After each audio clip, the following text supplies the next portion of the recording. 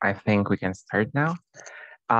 Yeah, so hello everyone. My name is Magielski. I am the Vice President for External Events at PNS, and today we're having Dr. Chen as our guest speaker for the virtual shadowing event. Dr. Chen is an assistant professor at the Department of Neurosurgery at the University of Pennsylvania. He's also the section chief of neurosurgery at the Philadelphia VA Center. Um, he also is a principal investigator in the lab, focusing on functional surgery, epilepsy, and traumatic brain injury, among many other things that I'm sure he will talk about during this meeting. Dr. Chen, welcome, and once again, thank you for making it on such a short notice. Now, yeah, I will give you the floor. All right, great. Well, thank you very much for the introduction, and also thank you for taking a look at my my history to find out who I am. So first off, just can you remind me, this is the Penn Neuroscience Society, right? Yeah, that's correct. Okay. And what do you guys typically talk about for events for this particular society? So usually a doctor would, describe his path to medicine, and then also talk about some typical cases, if possible. I know that today probably it may be different because of such a short, notice, but it could be also conversational. So if you have some stories to share or valuable insights, yep. Yeah. So first off, Dr. Yoshor does send his apologies. He called me around 6:30 and said that a case that he had begun earlier in the afternoon, they had to call him back because of some other questions of what was going on. And so he was going to be occupied. And, that's part of the life of a neurosurgeon, right? Ultimately, it is about taking care of the patient and making sure everything's okay. So just to review a little bit more about myself, as Jan mentioned, I am one of the neurosurgery faculty here at Penn. I've actually been at Penn for quite some time. I went to college at Harvard, but then came here for medical school, and I've been here ever since. So through residency and faculty now since 2014. My areas that I'm focusing on clinically right now are epilepsy and brain tumors. I do run a research lab that's funded by the NIH, and we focus specifically on looking at brain organoids and other types of neural tissues and how they might be used to repair the brain after some sort of damage, traumatic brain injury, stroke, degenerative disease, things along those lines, all right? And so, in this day and age of COVID, it's still difficult for you guys to get into the hospital. I'm actually trying to figure out exactly what is and isn't allowed. That keeps changing on a moment-to-moment basis. I've actually had some undergrad shadow me already this year. And so I don't know if that was against the rules or not. But we're trying to, clarify those rules and to see if there's anything that's available to you all beyond this virtual shadowing. So a little bit more about my path to medicine. I was always very much interested in biology all throughout high school and college. I actually did a little bit of neuroscience research when I was in high school, and took a little bit of a detour on the academic side during college, looking primarily at tumor biology. But then, the thing that was really keeping me awake at night in terms of thinking about what I wanted to do in the future was, how can I fix someone's brain? And this is kind of what I wrote about in my medical school personal statement. To me, and to many people, what makes us who we are is what happens in our brain, right? And so when something happens to that, in some ways, you can say that's a definition of a dehumanizing experience. And so, from even in high school, and then especially at the beginning of medical school, I was very much interested in that question of what can I do in my medical career to fix someone's brain? And it still is the case. It was the case then, still the case right now, that if you want to fix the brain, you got to be able to interact with the brain. We can't inject something into someone's through an IV and that automatically fixes the brain. So if you want to stimulate the brain, if you want to do gene therapy, if you want to do cellular therapy, whatever it is that you want to do, you have to interact with the brain. And we can only do that as surgeons in the field of neurosurgery. So that's what led me down the path of becoming a neurosurgeon. During residency here at Penn, I also continue to do research along the lines of, what can we do to fix the brain, learning a little bit more about stem cell biology, as well as what we can do with electrical stimulation. And that informs much of what I do on the research side now. I'm also involved at this point with the gene therapy group, Jim Wilson's group, and how we might be able to fix the brain. And like I said, the primary focus of my laboratory research is about using cell-based therapy. But what you guys probably want to hear about beyond my story is a little bit more about what neurosurgery is as a field, right? There's probably a lot of stereotypes about what neurosurgery is. So how about let's just get a couple of thoughts from the group right now. When you hear a neurosurgeon, what comes to mind? What's the knee-jerk reaction for what comes to mind? Just shout it out. It's okay. There's no wrong answer here, right? Come on. Anyone? Really God long complex. hours. Oh, go ahead. I said God complex. God complex. Okay. What else? Long hours. Long hours. I'm seeing in the chat many hours, busy, very steady hands. The opening scene to Doctor Strange. And he had a God complex, right? Cracking open some heads. All right. All right. Okay, great. So, as we talk about some of these things, and actually, I don't know, how long are we supposed to be here for tonight, Jan? 1 hour. 1 hour. Okay. That's all right. So during the next 50 minutes, we'll see which things might be true and which things might not be true. All right. Just to start out with, let's talk about what neurosurgery is and isn't. All right. So if you look at the definitions of neurosurgery from the national organizations that we have, it will say something along the lines of neurosurgeons are physicians who treat the surgical who manage the surgical issues associated with the brain, the spinal cord, and peripheral nerves. All right. And so I think a lot of people, when they hear neurosurgeon, they think automatically the brain. And yes, there's a lot that we do with the brain, but there's also things that we do with the spine and the spinal cord, as well as the peripheral nerves. All right. And in that, you might have, there is overlap between our specialty and other specialties. For instance, there are orthopedic surgeons that work on the spine as well. For peripheral nerves, you have orthopedic surgeons as well as plastic surgeons that work on the peripheral nerves. So, these are all things that we deal with neurosurgery. And it's not just the brain, spinal cord, and peripheral nerves. They're all the tissues that surround those structures and interact with those structures. So, we do a lot of work in terms of the blood vessels that are around the brain, the spinal cord, and the nerves. And that's a big part of what we do. So neurosurgeons have become more and more involved in stroke management, for example. So that's what you can keep in mind if you're thinking about neurosurgery. It's all these different areas. And because of that, there are a wide range of procedures that neurosurgeons do, and there's a wide range of lifestyles that are available to a neurosurgeon, depending on the pathology that you might deal with as a subspecialist within neurosurgery, okay? So any questions about that so far? And again, all throughout this, either through the chat or saying something, feel free to interrupt me and we can kind of go off on a tangent wherever you guys want to take this, okay?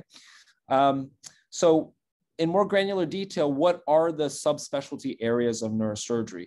I think like most areas in medicine, neurosurgery is becoming more and more of a subspecialty oriented practice.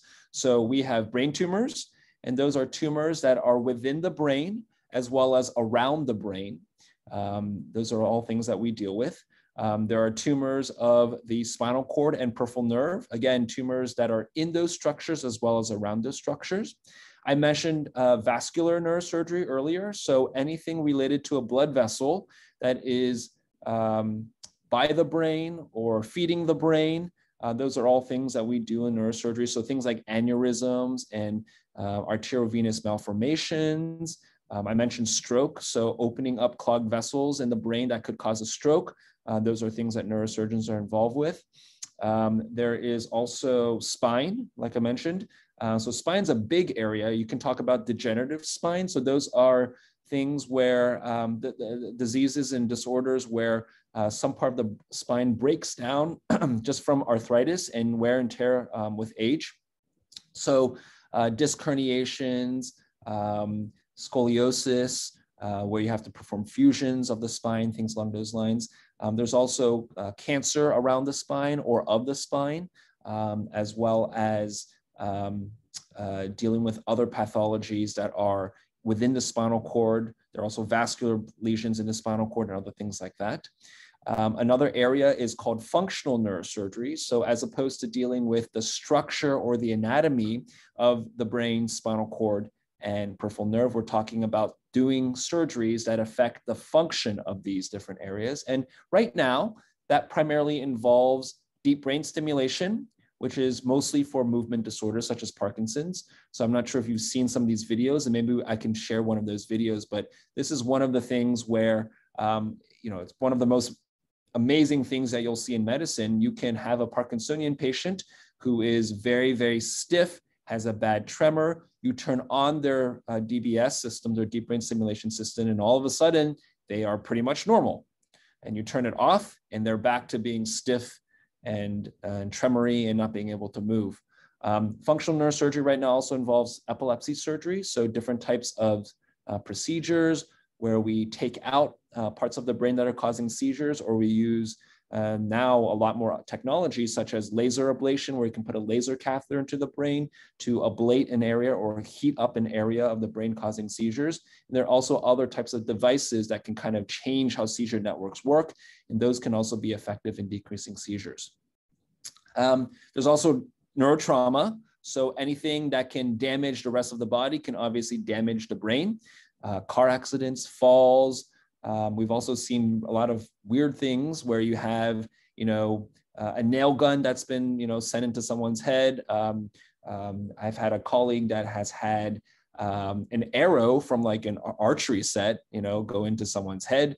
All sorts of different things. Anything that you can imagine has happened to someone in terms of being impaled in the brain or the spinal cord or something like that. So there's all these procedures and other kinds of ICU care that's related to taking care of those patients.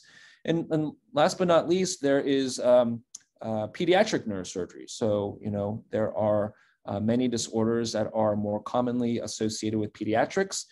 Some of them are similar to adults, such as brain tumors and vascular lesions and spine problems, but other things are very unique to pediatric populations, congenital disorders. We're in a day and age now where, our colleagues over at the Children's Hospital, they are able to operate in a baby that hasn't been born yet. All right, so you open up a pregnant lady's belly, you access the fetus, you do a surgery to fix a problem, most often spina bifida, where their spinal column doesn't appropriately form.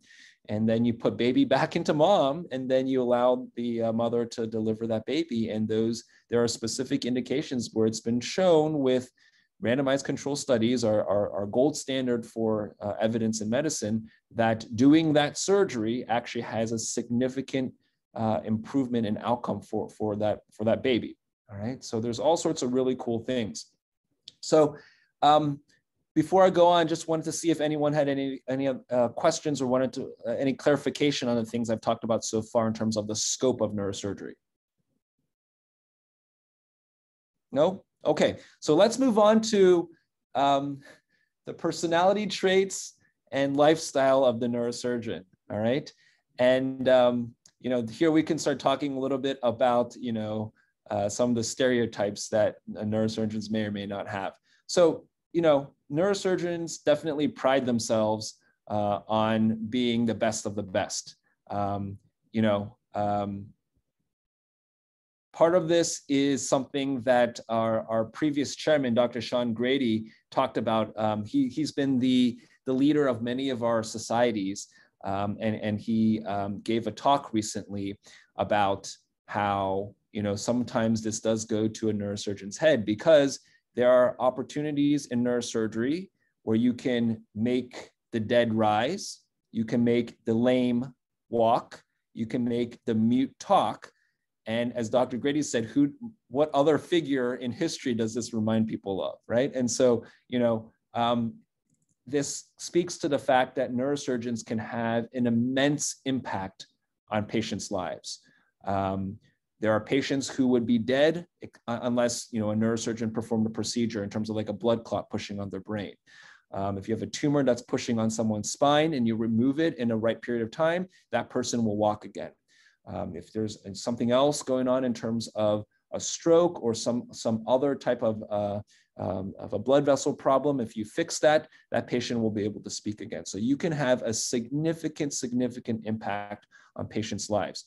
At the same time, you can have complications that can significantly impact a patient's life in the other direction, all right? And so this is the thing that neurosurgeons have to grapple with on a day-to-day basis. You can really help patients and you can really hurt patients. There is a very senior neurosurgeon by the name of Henry Marsh in England who has written about this, about his experience over decades of practice and how he's kind of had to learn to deal with the fact that he can, significantly hurt a patient. The name of the book that he wrote is, I believe, Do No Harm. I believe that's correct.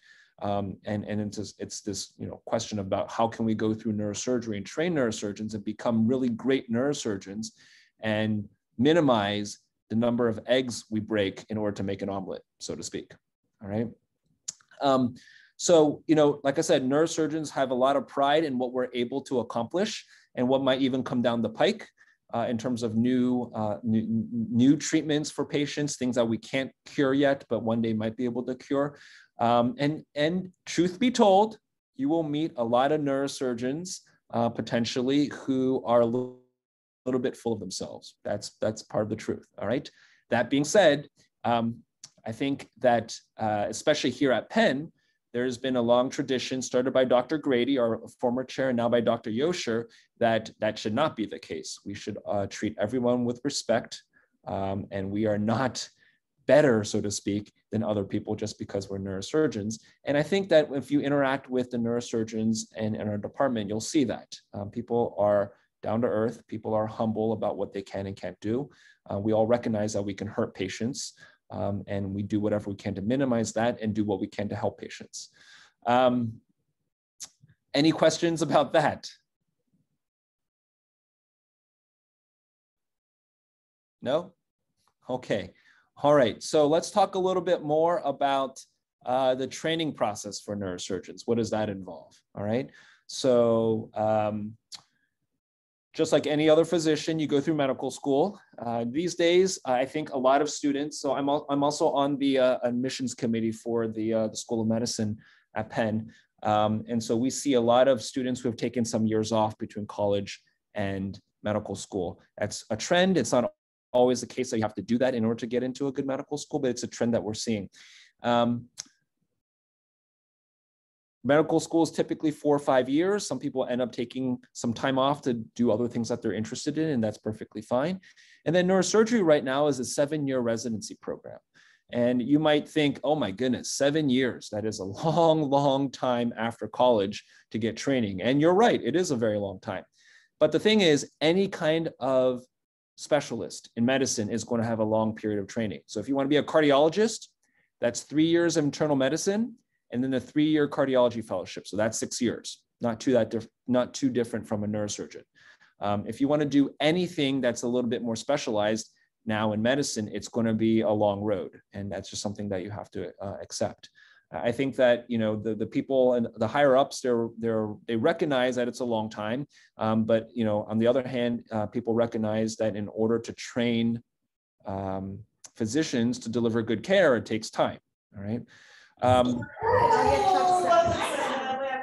It's also the case that many neurosurgeons end up taking a year afterwards, after residency, for a fellowship for specialized training. Not always the case. I didn't do a fellowship myself, but many people do end up choosing that. So, we're talking about 4 years of college, 4 years of medical school at the minimum, and then 7 or 8 years of training afterwards to become a neurosurgeon. If you go straight through, that's, you're starting your career at 32 or 33, and many people are older than that.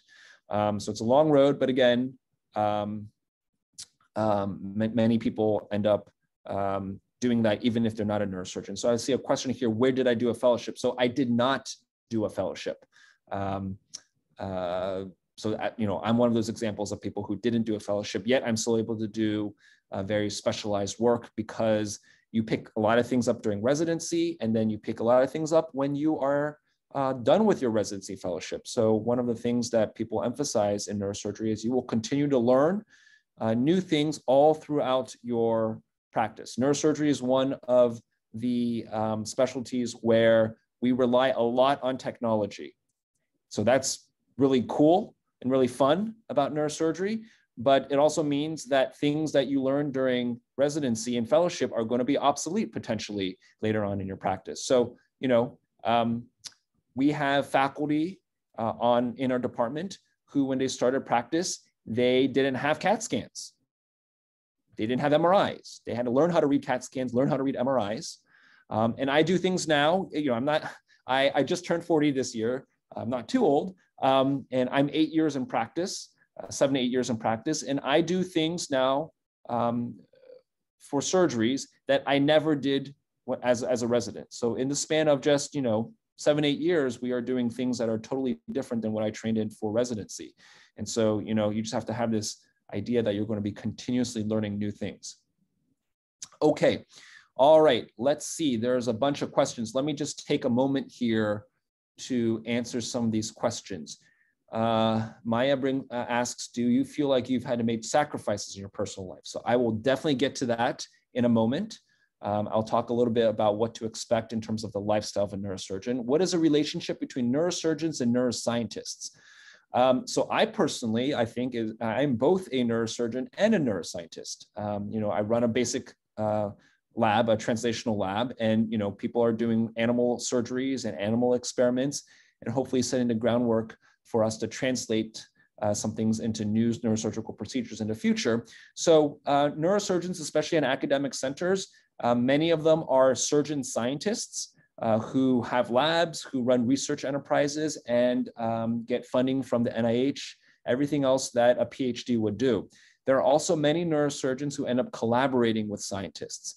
They do not run their individual research projects as what we call the principal investigator, but they're co-investigators and they collaborate heavily with scientists to make new discoveries. So there's an intimate relationship at academic centers between surgeons and scientists. Sometimes it's the same person that's both, and sometimes there are two people that interact very close together. What kinds of classes would you recommend college students take to prepare for a path in neurosurgery? What I would say is do what you're interested in. Don't think that you have to take certain classes that are going to prepare you. I ended up taking a very traditional route as a biochemistry major at Harvard. The other thing I had been considering as a freshman, as a major, was history of science. There are many days where I wish I had done that in terms of being a history of science major, because I think it would have given me a lot of other interesting insights into neurosurgery. And I would have gotten just the same amount of training and got the same place of where I am now if I had done history of science versus biochemistry. So the answer to that, my advice would be do what you're interested in, and that doesn't hurt you or help you necessarily in terms of being a neurosurgeon later on.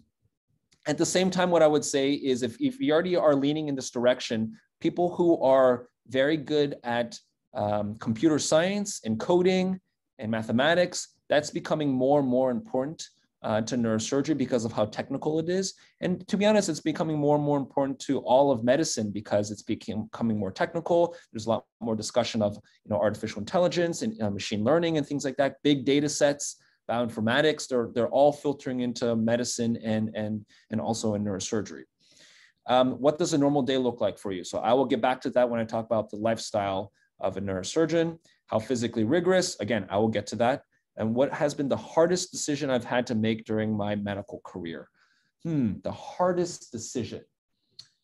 So I may ask for a little bit of clarification here. Are you talking about a decision related to a patient? Are you talking about a decision related to my career, or both? So if you don't want to speak up, you can certainly put that into the chat, but clarify that and I'll get back to that, okay? Probably about a patient. The hardest decisions about patients, to be honest, is the decision about whether or not you should do something at all right? We have so many older patients that we're seeing now. A 90-year-old who fell down the steps and has a large brain bleed. a 95-year-old with a brain tumor. What's the right thing to do for these patients? Is it to be aggressive and intervene? Or is it not to be aggressive and say, maybe we should be thinking about things beyond just medicine, about treating someone? Part of medicine and neurosurgery, because we deal with a lot of patients that are very, very sick and at the end of their life, sometimes, we have to make a decision that us performing surgery or us prolonging a patient's life is probably not in their best interest. And that can be very difficult. The patient isn't able to interact at that point, but it's a very difficult decision talking with patients and patients' families about what might be the best decision. So those are some of the very hardest decisions and hardest discussions that we have in neurosurgery. Do we keep pushing, or is it time to talk about something else? Let's see here. How many neuro departments have I worked in? What department of neurology has interested you most, and how did you come to this decision? So there's a very big difference between neurosurgery and neurology. Neurologists deal with the medical treatment of disorders of the nervous system, and we in neurosurgery do the surgical treatment. I have worked primarily at Penn. I've been a medical student, a resident, and faculty now at Penn. So I don't know intimately other places as well. But there are a lot of great centers around the country, obviously, and it really depends on which areas of neuroscience, of neurology, of neurosurgery that you're interested in, and that can direct you to, where some of these other centers might be. Typical day, I will talk about that in a second. Technology. So we use technology, as I mentioned, all the time. For any given surgery, especially when you're talking about the brain tumors and epilepsy surgeries and things like that, we're using robotics, robot-assisted surgeries. We're using computer systems that have the equivalent of GPS for us to know where we are in someone's brains. We use microscopes, we use endoscopes, cameras on the tip of a tube that you put into somewhere deep in a patient's brain. We use exoscopes, a camera sitting above something, and where we don't have to look through a microscope, we have goggles that show us what's being seen through the exoscope. We're having more and more about augmented reality and virtual reality in neurosurgery, things that help us plan surgeries, and also more and more having holograms displayed on a patient's body in order to kind of give us quote unquote X-ray vision. Now that isn't fully prime time, but we're getting there. We use full use of an MRI machine. I do procedures where the patient is in the MRI machine and we get updated MRI scans as we're doing a procedure to see where, we're putting something into someone's brain. And I mentioned earlier using lasers. Did I mention that? I forget. Well, we use lasers in neurosurgery, and part of the laser surgeries that we do is with patients in the MRI scanner, because we can use the MRI to monitor the temperatures of the brain tissue and see which areas of the brain tissue that we've effectively ablated and which areas of the brain we want to protect. All right. So this is just a smattering of the technologies that we use. There's even more if you want to talk about biological technology. There's gene therapy that we're doing now, and there's other types of cell therapy that make full use of some things you might have heard of on Penn's campus. The University of Pennsylvania is one of the meccas right now of gene therapy and cell therapy, if you didn't know that. And so, we make use of that in neurosurgery as well. Balance of patient care and research. So I will talk about that with lifestyle. Did I know I wanted to specialize in neurosurgery when applying to medical school? Well, I knew that I wanted to do something in terms of fixing the brain, right? So I knew that neurosurgery was likely going to be something I was interested in. So I did end up shadowing various neurosurgeons as a first-year medical student. But I also knew that there was a possibility I might be interested in neurology or psychiatry or something along those lines. So I try to keep an open mind. And certainly, you should go to medical school with an open mind about what you might be interested in, because you never know. Training in medical school about ethically difficult decisions. So we did have parts of the curriculum at Penn that dealt with the non-science, the non-medical aspects of medicine. There are a lot of issues in medicine that overlap with the humanities in terms of, economics, in terms of sociology, in terms of anthropology, all these different things. And so we definitely had training, and I think people are recognizing more and more how important that training is. Differences between activities during medical school and residency. So I'll get to that. And then how did I learn and practice new procedures that were developed after residency training? So you talk to other colleagues across the country who have done those. There are courses that are set up where other colleagues with more experience teach you how to do those. There are simulations in terms of doing procedures on cadavers, doing procedures on phantoms that give you a sense of how it might feel and how it looks. And this is something where, as I said earlier, there is not just at Penn, but throughout the community, a sense that we have to be humble about what we know and don't know. And if you don't know how to do something, it's perfectly fine if you ask another colleague to join you in the operating room to walk you through how to do a surgery. So some of the clinical trials I've been involved with gene therapy, it's actually built into the protocol that the first time you do this procedure for the clinical trial, it's required that another surgeon who has experience in that be around to guide you through that procedure. So these are all, just because you've graduated from residency doesn't mean that you need to be taught something new. And we all have to understand that. And I think surgeons in general are realizing more and more that in order to deliver the best care for our patients, we have to allow coaches and trainers and other people to kind of guide us. I mean, top flight athletes have trainers and coaches and things like that. So why is it that a neurosurgeon or any surgeon should not be the same? Someone received during residency and training. So residency versus fellowship. Fellowship is basically much, much, much more focused on a specific area. So, if you only want to deal with disorders of the blood vessels associated with the brain, you can have training in just that. So it's much more narrowly focused. And you can do even, oftentimes fellowships are a mix between clinical training and research in that more focused area. So, every step you're just coning down. Medical school, you learn about all the medical specialties, right? And then residency, it's one specialty. And fellowship, it is a subspecialty, one particular area within that field. And that's not just for neurosurgery, that's across the board. Procedures on phantoms. So phantoms are just another word for models. These aren't cadavers. They're just models that allow you to kind of, it looks like a head. It's something squishy on the inside of it that might seem like a brain, and it can give you some sense of what things might look like.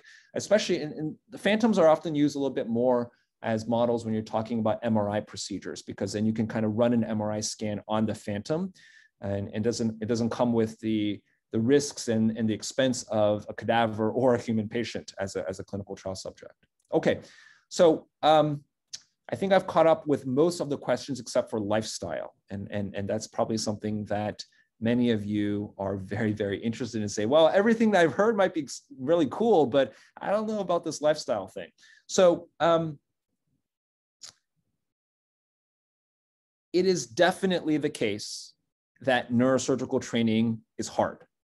All right, so I'm talking about residency right now. Neurosurgical training is hard. There is an 80-hour work week now for residents across all medical specialties, and we go right up to that 80 hours in neurosurgery.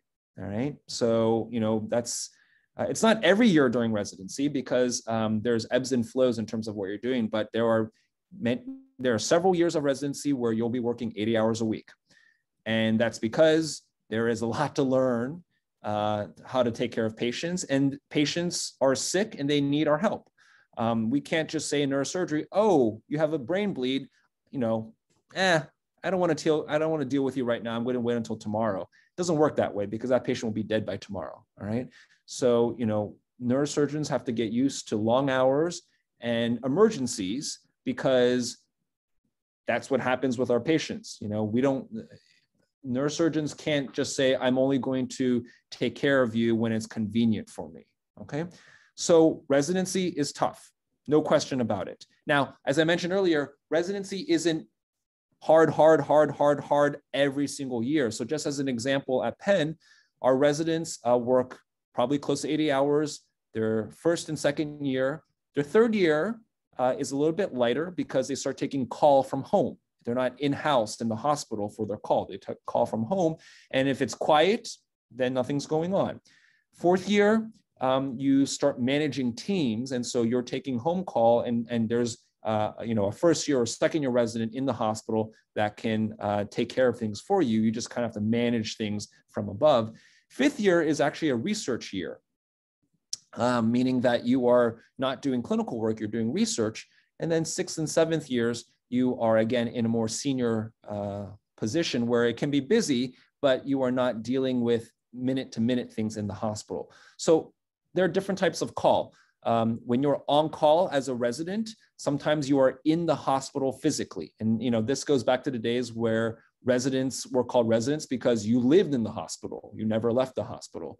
That's not what we do now, but residents are still called residents. And sometimes you take in-house call, meaning you're at the hospital. You're at the hospital and you're getting calls. You're seeing patients, patients who have already had surgery, patients in the emergency room, patients with problems that other medical specialties are asking for your help with. And then there's home call, which means that you are on call, but you're taking that call from home. So if there's an issue, someone might give you a phone call to say, oh, can you help me out with this problem? And sometimes you can manage that through the phone. And now, people have access to telemedicine, you have access to all the records and the electronic medical record at home, and you can put in orders from home. All those things are possible. But sometimes when you're on home call, you actually have to go into the hospital to see a patient if they happen to be very sick, right? So that's the difference between home call and in-house call. All right, so once you graduate from residency, then things can be very, very different in terms of what your lifestyle is. So as I mentioned earlier, at the very beginning, there are certain parts of neurosurgery where patients are really, really, really sick and require a lot of dedication and time.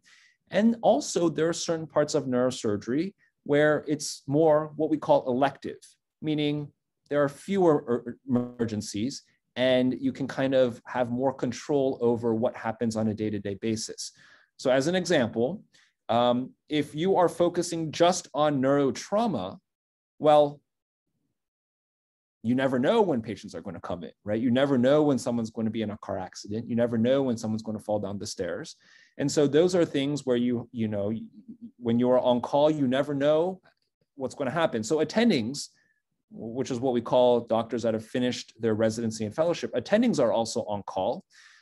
It's rare for neurosurgical attendings to be in-house for call. We're typically at home when we're on call, all right?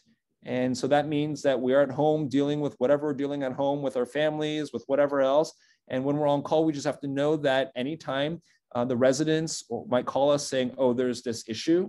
And sometimes all it requires is us just to say, okay, I agree with what you've done. Go ahead and keep doing what you're doing. Sometimes it means you got to come in to do a surgery, okay? And, if you're focusing most on neurotrauma, then it's likely going to be the case when you're on call, you're going to come in. And some people really like that. This is the extreme version of that are the trauma surgeons. The trauma surgeons, when you're attending, you actually stay in-house when you're on call. And that's because when something bad happens, you got to be there right away. When someone gets in a bad car accident or falls 20 feet off of, the roof, you got to be there right away because that's the most critical time is right up front what happens to the patient. So some people really, really love that. They want to be in the action. They want to do that. And so that's the lifestyle that you might choose. On the other end of the spectrum, there are people in private practice, meaning they're not at a university, that only do elective spine surgeries. All right. So they very rarely have emergencies. Only if their patient that they've operated on has a complication, they may have to go in. And sometimes even then, you don't go in unless you're on call for your practice. So if you do a surgery during the day, there's a problem overnight with the patient. If your colleague's on call, then your colleague will deal with that issue and you don't have to come in to deal with that issue. So you only have to have things disrupt your life if you're on call. And how much call you have depends on how many people are in your practice, how many people you can spread it out among, and maybe how senior you are. The more senior you are, the less call you may have to take, okay? So there's a whole range about whether or not you have a really busy, intense lifestyle where you're constantly going into the hospital to deal with things, or you have a very elective and almost, I won't call it laid back, but a lifestyle where you have a lot of control over what you do. And so if you have, that type of lifestyle, you might be working maybe 50 hours a week. But if you're dealing with a lot of emergencies and you're on call a lot because of what you like to do, that means that you might be in the hospital a lot more. You might be in the hospital 60 hours a week or even 70 hours a week, but you have control over that. Okay, you definitely have a lot of control over that. If you want to be involved in science as well as being involved in surgeries, there's no getting around the fact that you're basically doing two jobs. All right, you're a scientist and a surgeon. And so there are some ways of being efficient in how you set up your life, but it also does mean that you'll probably have to be working more hours overall. And that might mean working at home on the nights and weekends. That's no different than if you're in any other specialty, being a clinician and a scientist. You can say that you are 50% in research, 50% in medicine, which is technically what I am doing, or about that ratio by my contract. But it really is maybe a little bit more, not 50%, 50%, maybe 75%, 75%, or maybe 80%, 80%, right? So you end up putting in more overall effort than some of your colleagues that just focus on one or the other. Did I answer people's questions in terms of lifestyle? Really, the gist is you have control. You can decide if you don't want to be that busy, then there are certain paths in neurosurgery you can take. If you want to be busier and you're happy being busier, there are other paths that you can take. Yeah, I think you covered everything, but I had one question actually. Yeah. So if something goes wrong in the operating room Yeah. and there is a resident involved in the incident, how How would do you that deal with be? it? Like, how would that be resolved? And if let's say you as an attending also might have, problems, or do you take responsibility too, or how is it handled? So at the end of the day, as the attending, you're in charge. You're like the CEO, all right? The buck stops with you, all right? So if there's a complication with one of your patients, you are ultimately responsible, all right? It doesn't matter if someone else made a mistake, you are ultimately responsible, okay?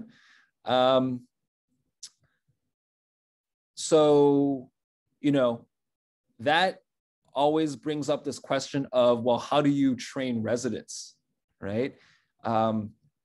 Residents have to be given an opportunity to do surgery, but at the same time, they don't know how to do everything well yet. Otherwise, they wouldn't need to go through training, right? And they'll make mistakes.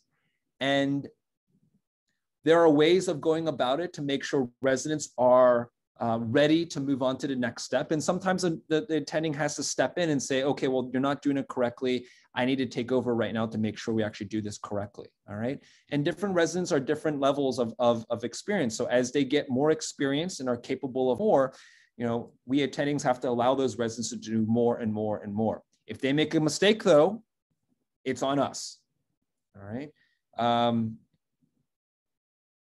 So, that's the same way, so you're covered when you're a resident, and when you're attending, you have to know that if you're training residents, you are in charge, and you have to oversee residents when they're doing something. Okay, a couple other questions in our chat. Is private practice an option for cranial surgery? Yes, it certainly is. Some of the biggest practices across the United States are private practice. It becomes a little bit of this weird, it starts becoming very difficult to kind of categorize, is this practice, at this point truly a private practice, or are they, more academic? Technically speaking, private practices are where the physicians are in charge of more things. So they're in charge of the business aspect of their practice. So I'm an employee of the University of Pennsylvania. I don't run my own practice. I don't have to worry about paying the office staff. I don't have to worry about, buying equipment to allow us to do stuff. But people in private practice have to do that. But, there are private practices where they have 20 neurosurgeons in a group. We have 20 neurosurgeons in our department here. So if you have 20 neurosurgeons, at that point, it's a question of like, okay, well, you're very similar to an academic practice. You just may not be affiliated with a university, and that's the only difference between calling you academic versus private practice. Was there a certain year in your residency that was your favorite? That's hard to say. I mean, and the thing is, that'll be different depending on which residency you go to, but I would say that I definitely enjoyed the research year because I'm very heavily involved in research. But the other year I really enjoyed was the chief year, my final year, because that's where I had the most experience and that's where I felt I grew the most as a surgeon, where I was able to do more and more and see what I was capable of doing. And what was your most valuable extracurricular in undergrad? Did you have time to continue any hobbies in medical school and further? So I would say what I enjoyed most as an extracurricular during undergrad and I thought was most valuable was my time as a member of the varsity volleyball team.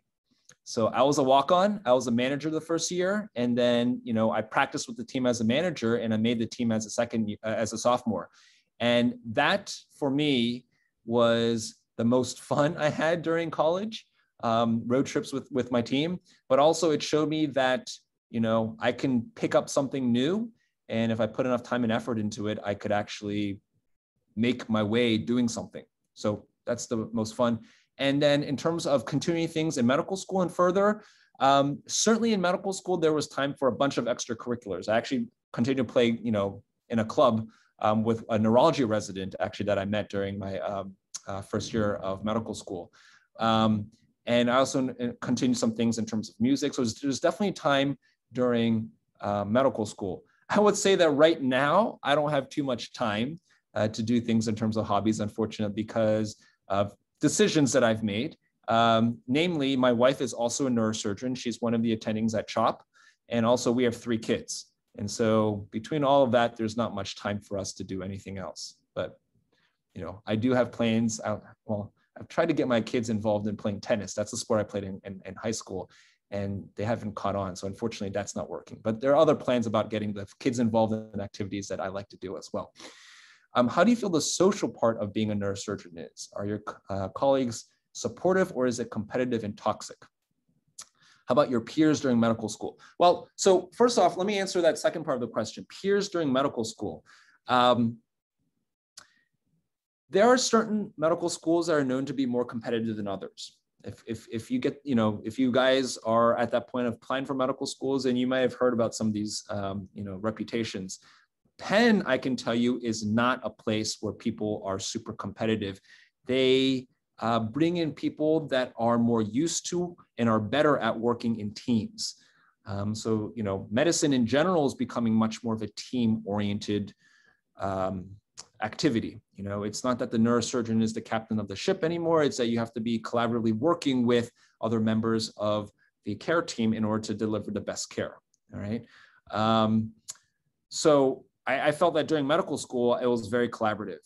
One of the reasons I chose to stay at Penn for residency and now as faculty was because I felt that it was very collaborative and supportive amongst my resident peers as well as the attendings. So just as an example, one of the attendings at Penn, who's still here, he's one of the senior spine surgeons, he would routinely, during my time as a resident, have a Christmas party for the entire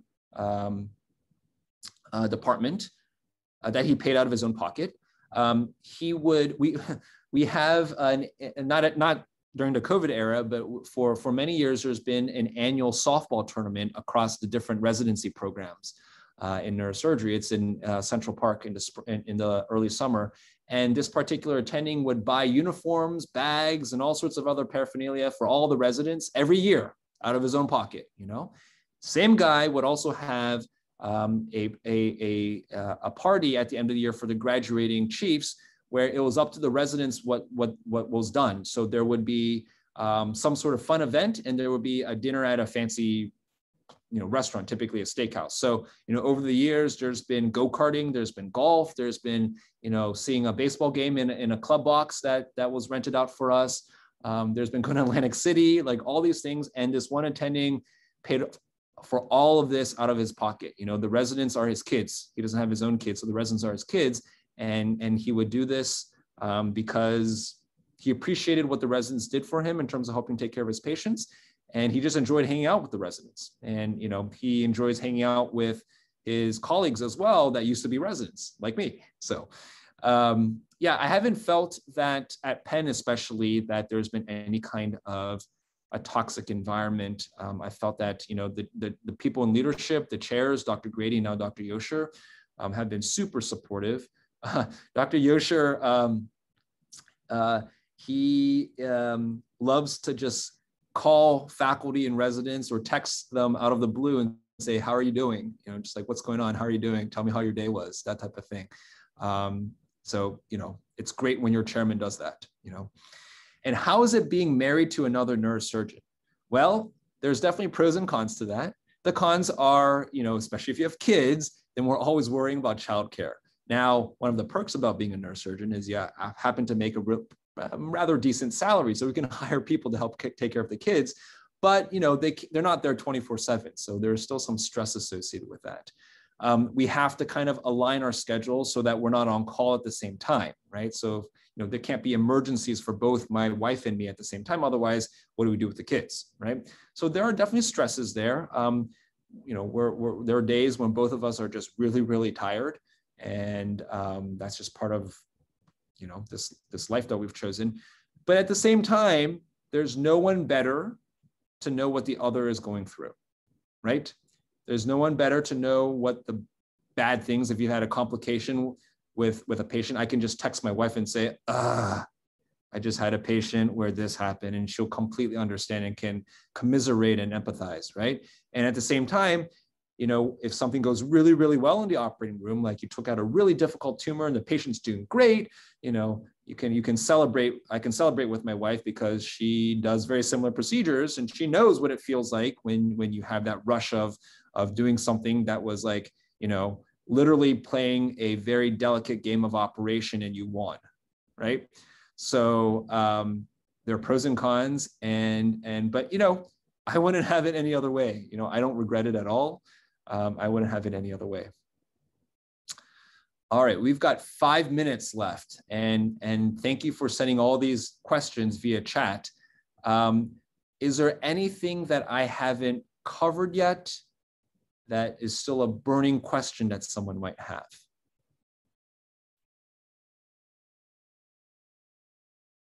Okay, well, in that case, what I'm going to do is to summarize. And of course, if anyone else comes up with a question, please speak up or send it through chat. At the end of the day, what is neurosurgery about? Neurosurgery is a specialty where we can make an immense impact on someone's life. I have patients who end up coming to me with all of their medical issues and questions because they trust what I've done for them in the past.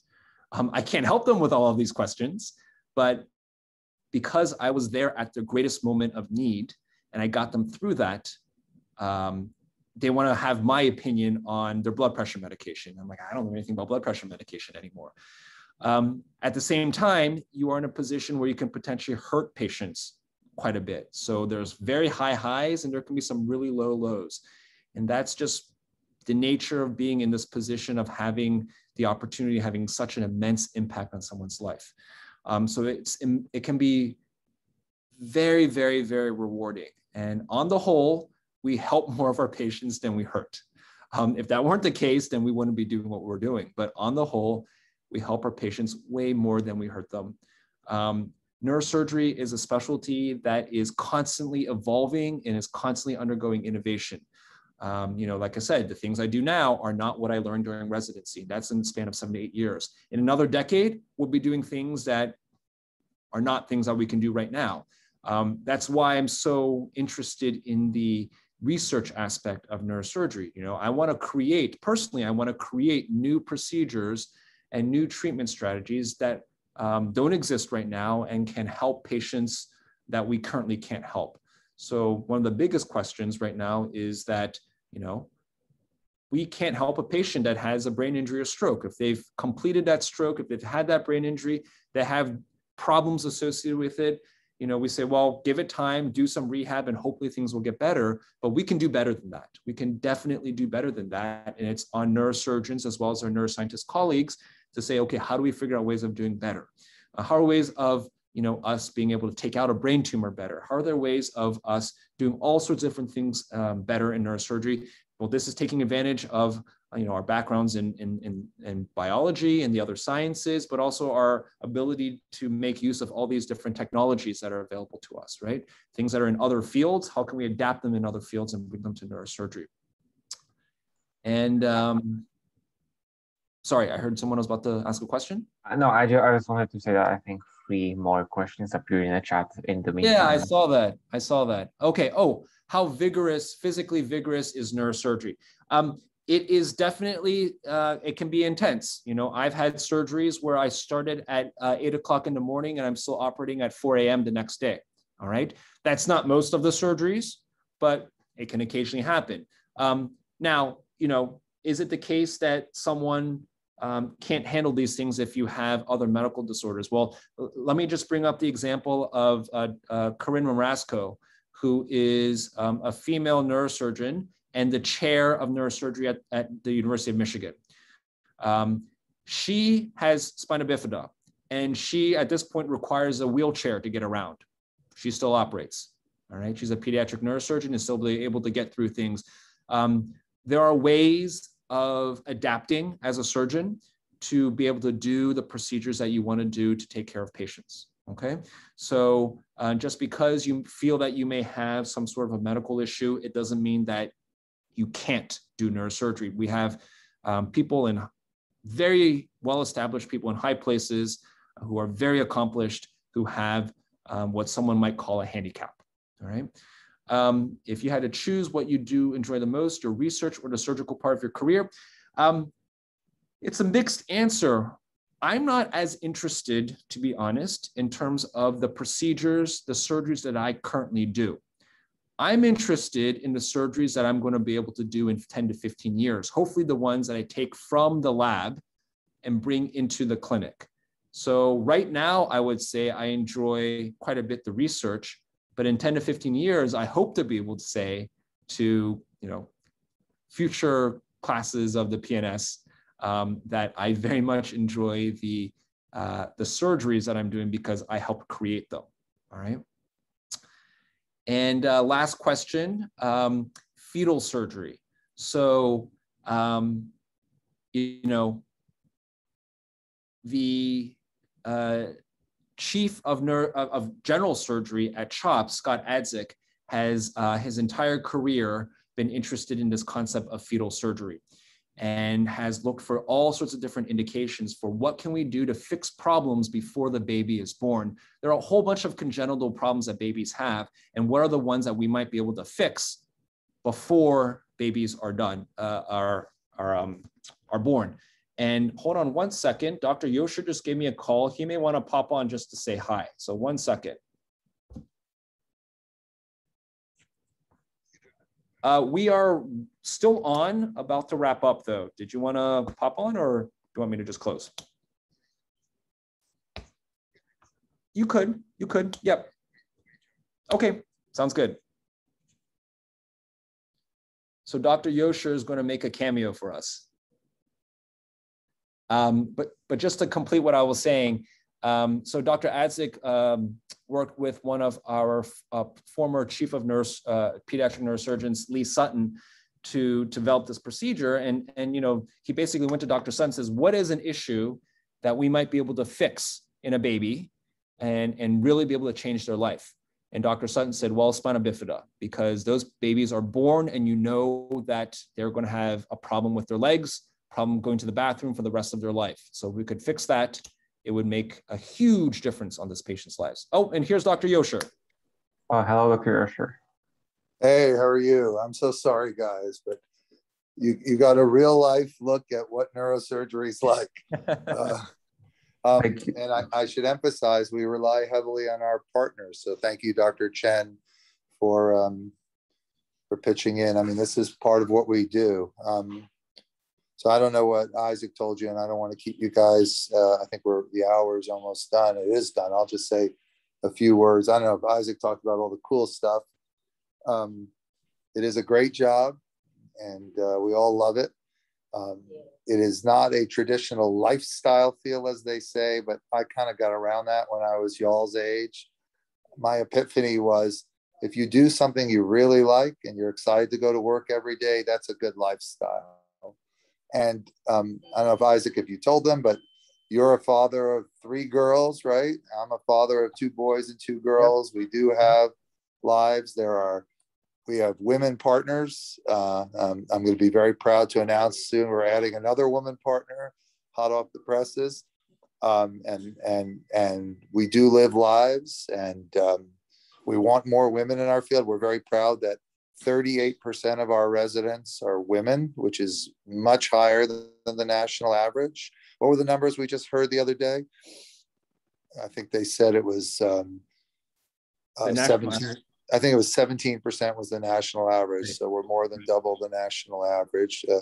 Exceptional women, and I think there's a lot of room for more exceptional women in our field. The field is behind in terms of having the gender representation that it should have. So I think this is an exciting time in neurosurgery. And now you all are medical. You're not even medical students, right? You're college students, college right? Students. That's right. Yeah, college students. Okay, so you're a long way from picking out what field you're going to go into. But I mean, the greatest thing about neurosurgery is it's just a real privilege to work on the human brain and the human central nervous system and peripheral nervous system. That's, you know, I just did a large deep brain tumor called a craniopharyngioma, and I saw, you know, incredible anatomy.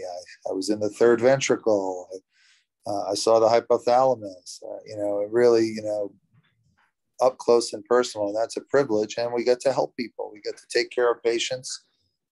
It's a real privilege. Very often in their greatest time of family and personal crisis. And that's a high honor for us. And we try not to forget it. And I often find myself saying to a family member, to a patient, you know, when they thank me, I like to say to them, thank you for trusting me. It's a big deal that they're trusting us with their lives, and the most important part of their lives, their brains, which just makes them who they are, makes you what you are as an individual, as a person. So neuroscience is an amazing area of research. I hope Dr. Chen touched on that. And we're really privileged as neurosurgeons to have such close access to the human brain that, you know, neuroscientists flock to us because they want to have that access because it's so interesting and so important to them. So there's so many great things about neurosurgery.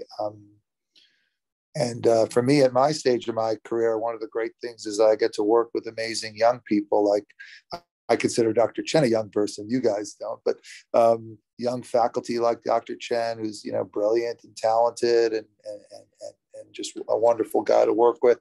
We have wonderful residents we get to work with, and we even get exposed to some wonderful medical students. And neurosurgery, because of what it is, attracts special people, in my opinion. I'm not putting down the other fields, and, you know, nephrology and endocrinology and urology and all the other fields attract good people too. But I think we get especially good people. People are really deeply interested in neuroscience and in technical surgery, and people who want to do big things and live an exciting, meaningful professional life. So I am hopelessly biased, so, you know, don't trust me.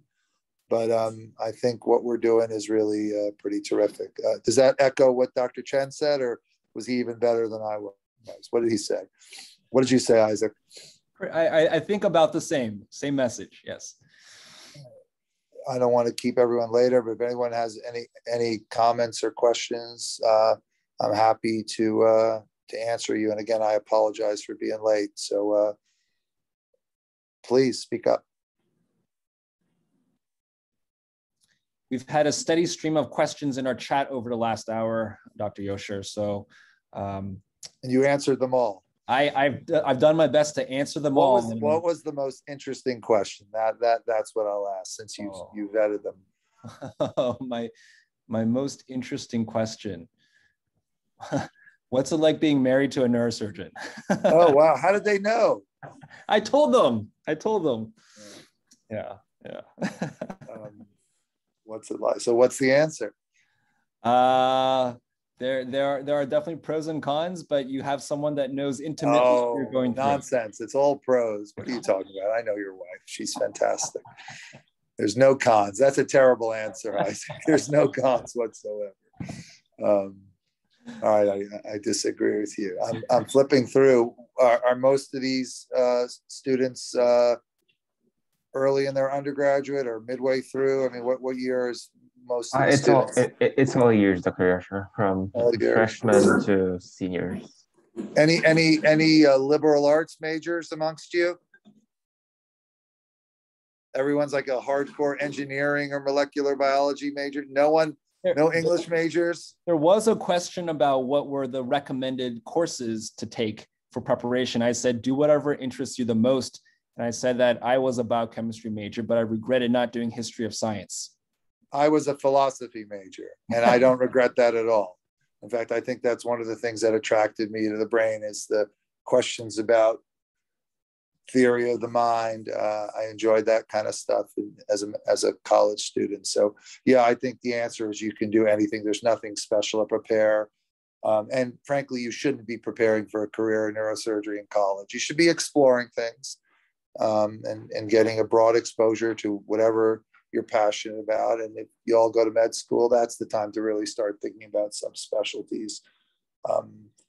You can look us up if you go to med school at Penn. You can look up Dr. Chen or myself. Okay. I have a question for you. Okay, who's speaking? Say your name. My name's Akin Audio. Hi. I have a question on just how much did you have to work on your surgical dexterity? So it's interesting. Dexterity is definitely important, but like in all these books you read about 10,000 hours and all that, we do this so much again and again that what's even more important than dexterity is learning what maneuvers to make, not how to make the maneuver. It's understanding when to turn right, when to turn left, when to pull a little harder, when to hold back. But the nature of neurosurgery training is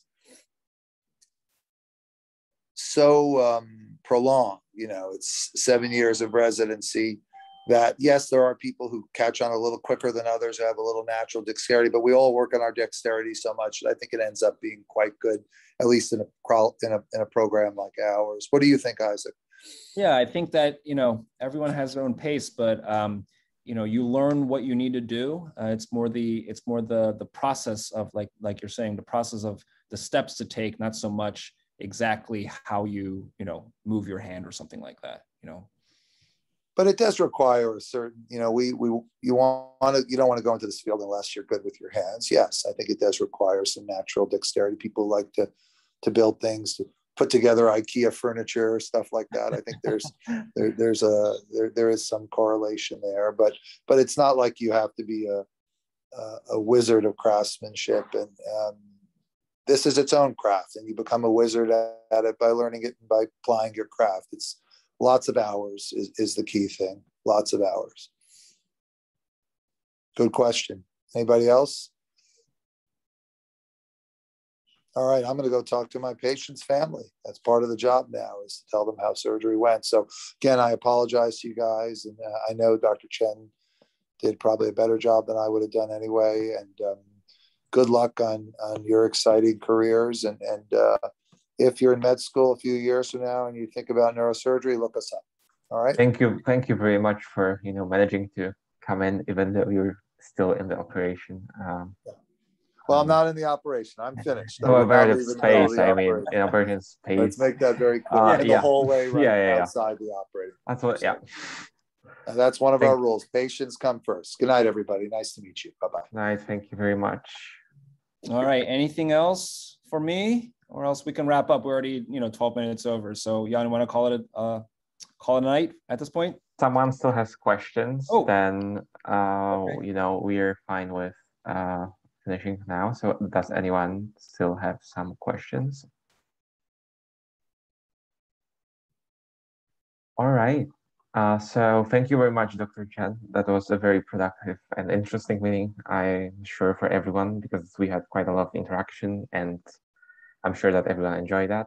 So once again, thank you for making the meeting, and we hope that's everything goes well. And Great. And thank you very much. If you have any other questions, feel free to reach out to us directly, and I can answer other questions, or Dr. Yoshor can answer any other questions. Okay.